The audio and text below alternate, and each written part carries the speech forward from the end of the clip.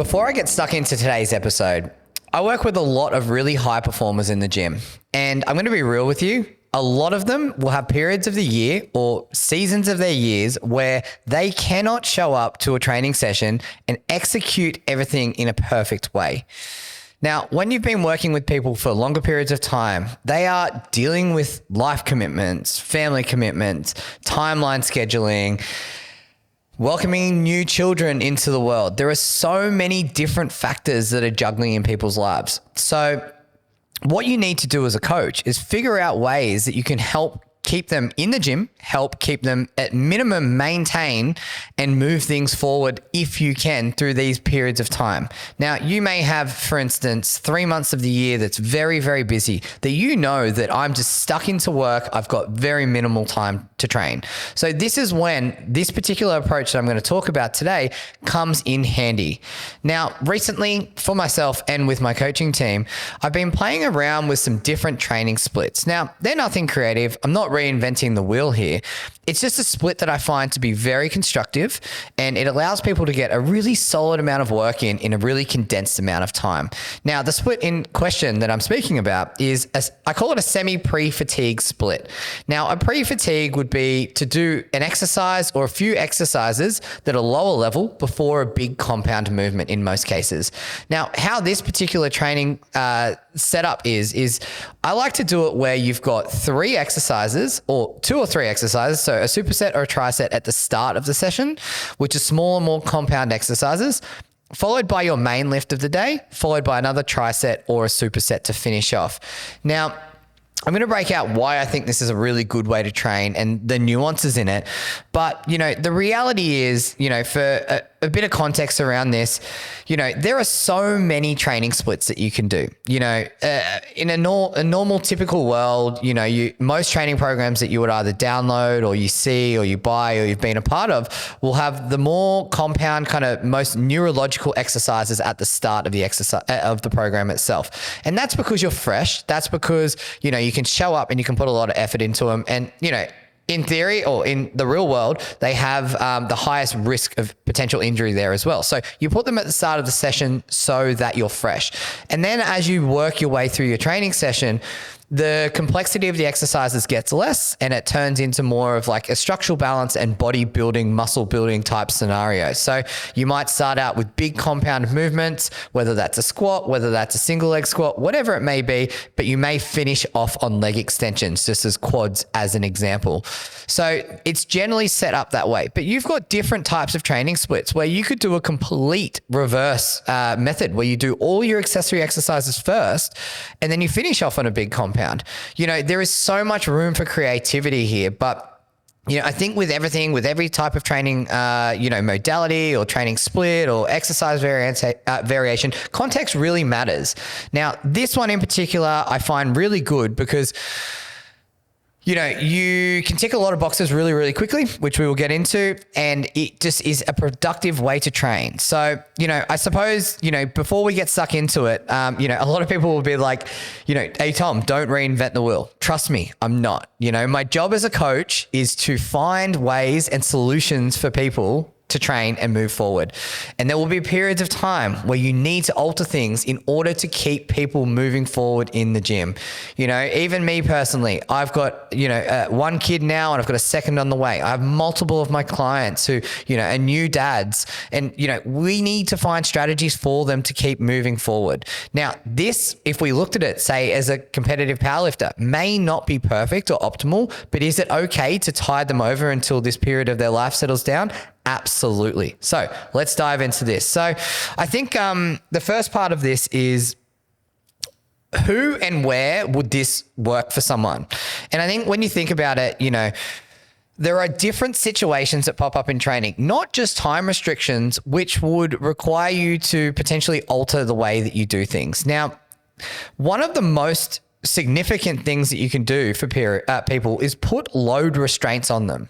And what I mean by that is, if I had someone that was dealing with an injury, was really super strong, or was really gung-ho and just constantly going really hard in the gym, and I wanted to slow them down a little bit, I could put a restraint in the program, such as a training split like this, which would pre-fatigue them a little bit, which would reduce their absolute ability for output. So say, for instance, we had a squat session, and before that you did some leg extensions, you did some hamstring curls, and you did some hip thrust. They are the big leg muscles which are involved in the squat. So because you're carrying fatigue into your squats, it means that I'm going to do, well, my output is potentially going to be less in that squat session. So one, it's going to upregulate all those tissues, but two, it's going to fatigue me a little bit. So for someone that is really strong or has that injury, it's a great way to put a restriction on their training output. Now, obviously the next logical thing to think about is if you're pushed for time, if there is a time restraint. If you have a look at the way that it's sequenced with a triset or a superset at the front, technically when you look at it, you're warming up as you start your training program. So for someone that is squatting, say on day one, and they've got squats as their main exercise, if you're doing hamstring curls, if you're doing leg extensions, if you're doing calf raises or whatever exercises are at the start of the session, you're actually warming up as you go. So you may then go, well, I don't need as many warm-up drills before I start to warm up. I can just start getting into it and take my time doing those exercises before my main lift. And that there may be a huge time saver for you. Now, someone that trains first thing in the morning, gets up and has to, has 60 minutes or 90 minutes before work kicks off, or they are training late at night and they want to get in and out. This could be a really handy strategy for someone because, there will be periods of time where you just cannot dedicate 2 hours to training, and that's so okay. So this is a strategy that you would use to just, tidy things up a little bit. Now, yes, it may not be perfect for a strength athlete, but it's going to help a little bit. Now, the other thing that I think is more profound is whatever you put at the start of your training program, you generally will put most effort and focus into. It's just, you only have so much energy output. So if you're focusing on what you want at the very, very start of the session, like say, for instance, let's keep on the theme of quads. If I really wanted to build quads, like that was just a huge goal of mine, but by putting my accessory exercises that focus on muscle mass at the start of the session, it means that I'm going to tick the box of my goal. So I'm prioritizing what I want at the very start of the session when I'm freshest. And then that means that the remainder of the session, it doesn't mean that it's less important, but it means that I've ticked my goal off first. I still may have other quad exercises, but you put the ones that you think are going to be best bang for your buck at the start. Then if we have a look at it from say you're doing a period of time of training where you're focusing on structural balance. No one likes doing single leg exercises.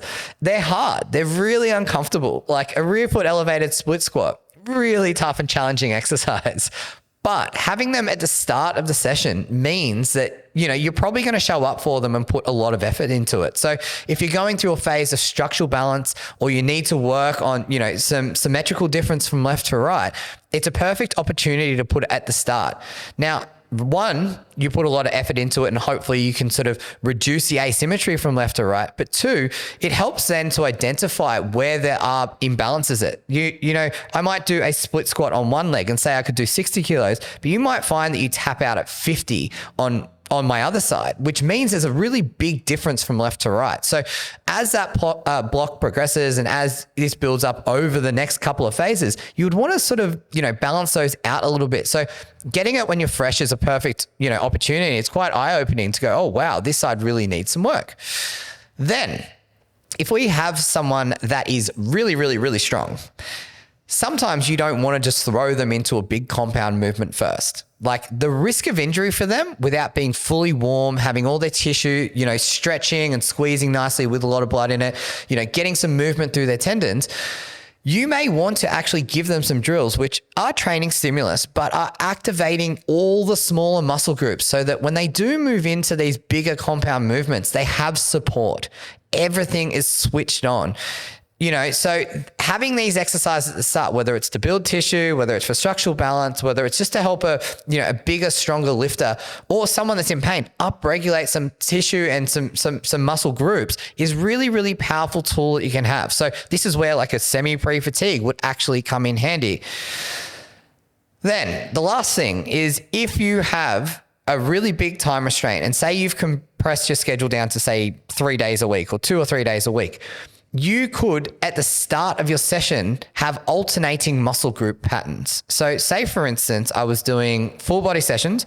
I could work upper body push with lower body pull with no rest in between that. So I could do 1 or even 2 supersets or a triset at the start, and I could really get some constructive work in. Now, say, for instance, I was just doing an upper body day, for instance, I could do upper body push, upper body pull, and I could do some lat work. Or if I wanted to prioritize my arms, I could put my arms at the start with my delts, and then I could do my main pushing and pulling work, and then finish off with some accessories. So, you have all these different options as to where this would fit in. Now, where this doesn't fit in is for someone that is really deep in a very, very, very deep strength block. Say they're a powerlifter, they're coming up to comp, and they need maximal output. Now, let's break out why I don't think a strategy like this is most optimal. When you're peaking for strength or you're pushing up your strength, the goal is to add more and more weight to the bar. Now, you don't want to be fatigued as you move into your main lift, for instance. You want to have whatever you're prioritizing bang smack at the front of the training session. So by having it there at the front, the first exercise you do means that you can show up best for it. It means that you're going to put the most amount of weight on the bar in the most efficient way possible. So by having any clutter in front of it or any exercises in front of it may actually slow down or reduce your ability to output, right? So for someone that's leading up to comp, for instance, for powerlifting, or they are just working up to a 2 or a 1 RM in training, you want to get really specific about the way that you warm up. You want to, say you're going to 100 kilos for a squat. You want to do the bar. You want to do 40. You want to do 60. You want to do 80. You want to do 90. And then you jump to 100. So there's a very logical way that you would sort of jump up and get to your top weight for that session or when you're testing. By having that fatigue in front of it, it just really slows down your ability to sort of understand how good you are feeling on any particular day.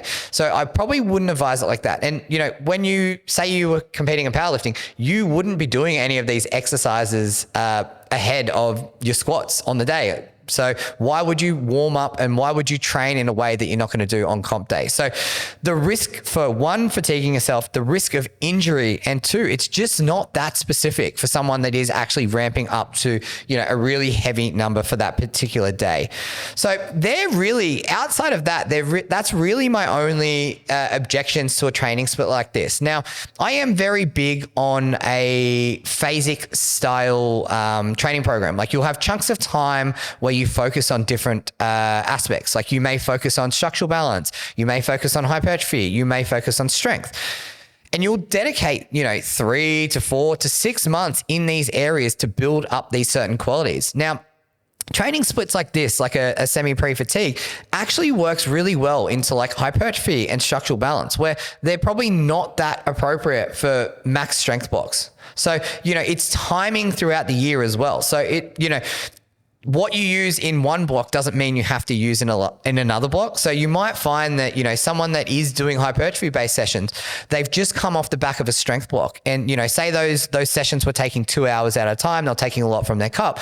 They might find just mentally as well, having a session that is now reduced to say 60 minutes or 90 minutes actually is a lot more refreshing. It helps keep them motivated. It sort of just takes the weight off the amount of time spent in the gym. So, it's a strategy that you can use not just from like an output standpoint in terms of muscle mass or structural balance, but actually just mentally, it's a nice change of pace. It keeps things slightly different so that your training program isn't completely the same year round. Now, to wrap things up, I think, these are all just tools. They are all just tools. And, you can come at me with 100 different training splits and I'd be like, yeah, that's great. So there's so many different methods and there's so many different styles of training. But I think, at the end of the day, I think simple always wins, but simple with structure, with context and logic wins even more so, because the reality is you can do anything. Any training stimulus will work. There's just certain ways of doing things that just work a little bit better than others. Now, this particular training split is epic. So if you are pushed for time, you're dealing with an injury, you want to reduce the overall load, or you want to work on some specific muscle mass or asymmetry that you have within your system, give something like this a go. So just to recap it, it's, 2 to 3 exercises as an A series at the start, a main lift, and then a B series, which can be B1, B2, B3, or it can just be B1, B2. Super simple, super fast and effective way of doing things. So if you've got any questions, feel free to reach out, and I'll see you guys on the next episode.